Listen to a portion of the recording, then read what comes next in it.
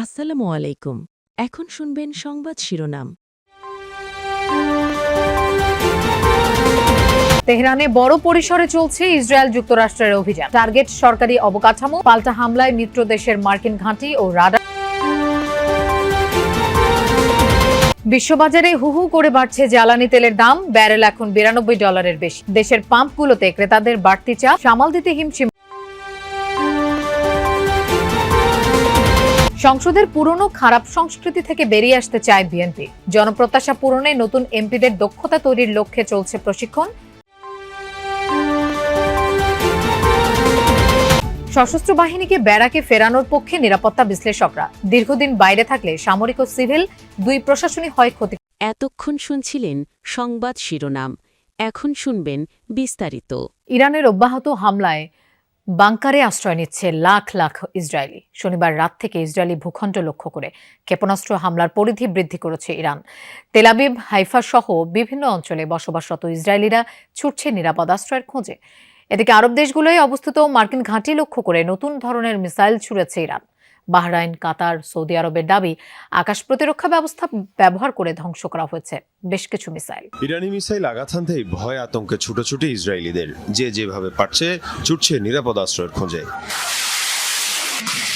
Iron ডোম কিংবা David sling এর মতো আকাশ প্রতিরক্ষা ব্যবস্থাও ঠেকাতে ব্যর্থ হচ্ছে ইরানের মিসাইল। আবাসিক এলাকা সহ কৌশলগত অবস্থানে আছড়ে পড়ছে একের পর এক ক্ষেপণাস্ত্র। শনিবার নতুন করে হামলার পরিধি বাড়ায় তেহরান। নতুন ধরনের মিসাইল দিয়ে চালানো হয় হামলা। ধারণা করা হচ্ছে এখন পর্যন্ত 200-র বেশি মিসাইল ছোড়া হয়েছে। বাংকারের স্থান সংকুলন না হয় বিভিন্ন স্থাপনার আন্ডারগ্রাউন্ডে আশ্রয় নিচ্ছে ইসরায়েলিরা। প্রাণ বাঁচানোর তাগিদে সেখানে অবস্থান করতে বাধ্য হচ্ছে তারা।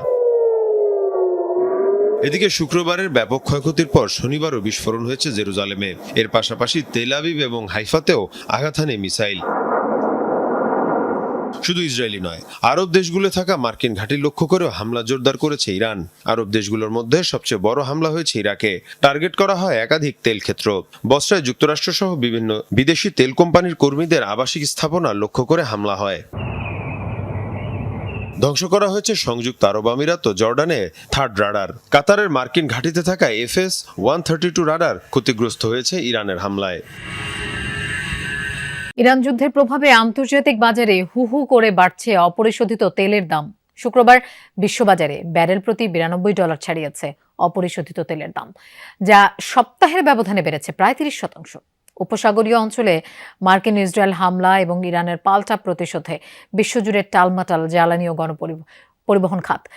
বৈশ্বিক তেল সরবরাহের 20% নিয়ন্ত্রণকারী হরমুজ প্রণালী বন্ধের প্রভাবে চরম উৎকণ্ঠায় ব্যবসায়ীরা। সংঘাতের নেতিবাচক প্রভাব পড়েছে পুঁজিবাজারেও। এশিয়ার শেয়ার বাজারে গত 6 বছরের মধ্যে সবচেয়ে বড় দরপতন দেখা গেছে। বিপরীতে তেলের বাজারে দেখা দিয়েছে বড় উল্লম্ফন। মার্কিন ক্রুড তেলের দাম 19% বেড়ে পৌঁছেছে $80। জ্বালানির এই আকাশ ছোঁয়া মূল্যে বিশ্বজুড়েই নতুন করে দেখা দিয়েছে মূল্যস্ফীতির সংখ্যা। ডলার শক্তিশালী হওয়ায় মান হারিয়েছে ইউরো ও ব্রিটিশ পাউন্ড। রাজধানীতে বাড়তি চাহিদার কারণে বেশিরভাগ পেট্রোল পাম্পগুলোতে মিলছে না তেল। খালি হাতে ফিরছেন যানবাহন চালকরা। ভোর থেকেই ঢাকার বিভিন্ন স্থানের পেট্রোল পাম্পগুলোয় গাড়ি আর মোটরসাইকেলের লম্বা লাইন। ঘন্টার পর ঘন্টা দাঁড়িয়ে থাকার পরও সরকারের বেঁধে দেওয়া নিয়মে মিলছে না তেল। তাই যানবাহন নিয়ে চালকরা ঘুরছেন এক পাম্প থেকে আরেক পাম্পে। তেল না পাওয়ায় বিভিন্ন পাম্পে বাকবিতণ্ডায় জড়াচ্ছেন অনেকে। সরকারকে পাম্পগুলোতে কঠোর নজরদারির আহ্বান জানিয়েছেন গ্রাহকরা। আর পাম্পের মালিকরা বলছেন, হঠাৎ চাহিদা ব্যাপক হারে বেড়ে যাওয়ায় বিপাকে পড়েছেন তারা। তবে দুদিনের সাপ্তাহিক ছুটির পর রোববার ডিপো খুললে পরিস্থিতি স্বাভাবিক হয়ে আসার প্রত্যাশা তাদের। সব মিলিয়ে স্বাভাবিক সময়ের তুলনায় বাড়তি চাহিদার কারণেই এই সংকট। তেল ছাড়া তো মার্কেটিং এ জব করি, উপায়ও নাই। প্রায় 45 মিনিট ধরে জ্যামে আছে। না, এটা ঠিক আছে, একটু লাগতেছে। কষ্টের পরে তো পাওয়ার পর একটু স্বাভাবিক যা লাগে আর কি, হ্যাপি। বাঙালিরা হলো অতি এতেই বেশি উৎসাহী হয়ে যায় আর কি। আমি মহাখালী দিকে গেলাম, একটা পাম্প খোলা নেই, সবগুলো পাম্প বন্ধ। স্বাভাবিক আমরা যেভাবে তেল খামখেয়ালি নয়, জাতীয় সংসদে স্পিকারকে অভিভাবক মেনেই এগিয়ে যাবেন বিএনপির সংসদ সদস্যরা, জানিয়েছেন তথ্যমন্ত্রী জহিরুদ্দিন স্বপন। ত্রয়োদশ সংসদ অধিবেশনের সামনে রেখে বিএনপি এমপিদের জন্য প্রশিক্ষণ কর্মশালার দ্বিতীয় দিনে গণমাধ্যমকে একথা বলেন তিনি। গুলশানে চেয়ারম্যানের দলীয় কার্যালয়ে সকাল 10টায় শুরু হয় এই কর্মশালা। তথ্যমন্ত্রী বলেন, সংসদীয় ব্যবস্থা অনুযায়ী সংসদে রাষ্ট্রপতি প্রথম ভাষণ দেবেন। নেওয়া হয়েছে প্রস্তুতিও। সকালের পর্বে ঢাকা জেলা ময়মনসিংহ, ফরিদপুর ও ঢাকা বিভাগের সংসদ সদস্যরা অংশ নিয়েছেন। বিকেলে সিলেট, কুমিল্লা ও চট্টগ্রাম বিভাগের এমপিরা অংশ নেবেন। জানা গেছে, সংসদের কার্যপ্রণালী, আচরণবিধি, বিল প্রণয়ন ও পর্যালোচনা, বাজেট সংক্রান্ত নথি বিশ্লেষণ ও সংসদীয় কমিটিগুলোর কার্যক্রম সহ প্রয়োজনীয় বিধিবিধান সম্পর্কে এমপিদের ধারণা দেওয়া হচ্ছে। এ সময় দলের স্থায়ী কমিটির সদস্য সালাউদ্দিন আহমদ বলেন, সংসদের খারাপ সংস্কৃতি থেকে বেরিয়ে আসতে চায় বিএনপি। প্রধানমন্ত্রী তারেক রহমানের 20তম কারাবন্দী দিবস আজ। 2007 সালের এই দিনে তৎকালীন সেনা সমর্থিত তত্ত্বাবধায়ক সরকার তাকে গ্রেফতার করে। একাধিক মামলায় সে সময় তারেক রহমানকে রিমান্ডে নেওয়া হয়। গ্রেফতারের পর প্রায় 18 মাস তিনি কারাগারে ছিলেন। পরে 2008 সালের 3 সেপ্টেম্বর জামিনে মুক্তি পেয়ে উন্নত চিকিৎসার জন্য যুক্তরাজ্যে যান তিনি।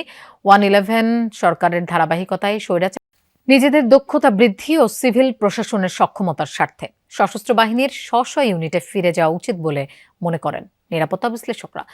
তারা বলছেন, সশস্ত্র বাহিনী দীর্ঘদিন ব্যারাকের বাইরে থাকলে সামরিক ও সিভিল উভয় প্রশাসন একই সঙ্গে ক্ষতিগ্রস্ত হওয়ার আশঙ্কা তৈরি হয়। তবে এখনও এই বিষয়ে চূড়ান্ত সিদ্ধান্ত নেয়নি সরকার। রিয়াজ রাহানের রিপোর্টে দেখুন বিস্তারিত।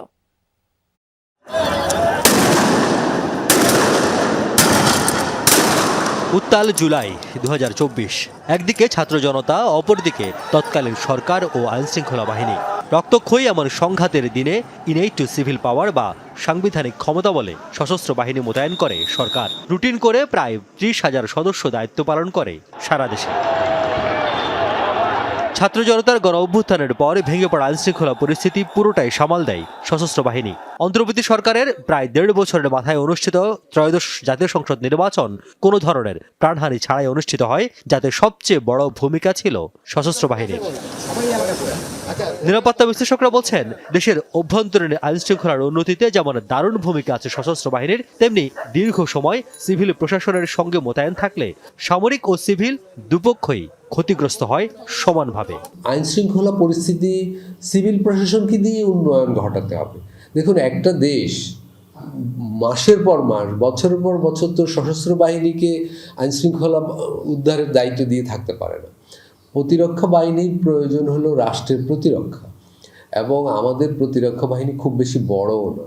সরকার যত তাড়াতাড়ি পারে লোকাল গভর্নমেন্ট যে ইয়েগুলি, ইলেকশনসগুলি, যেমন ইউনিয়ন এবং উপজেলা, এগুলি যদি তাড়াতাড়ি দিয়ে দিতে পারে, বিকজ এরা যে এই যে আমাদের যারা নাকি elected government at the lower level বা গ্রাসরুট লেভেলে, দে আর ভেরি ইম্পর্টেন্ট কিন্তু চেন অফ কমান্ড মেনটেন করা। এনারা যদি যত তাড়াতাড়ি প্লেস হবে তত তাড়াতাড়ি কিন্তু সরকারের জন্য ইজি হবে যে ল অ্যান্ড অর্ডারটা সিচুয়েশনটা মেনটেন করা। সাংবিধানিক ক্ষমতা বলে যেহেতু স্ট্রাইকিং ফোর্স হিসেবে যে কোনো সময় মোতায়েনের সুযোগ আছে, সেহেতু এখনই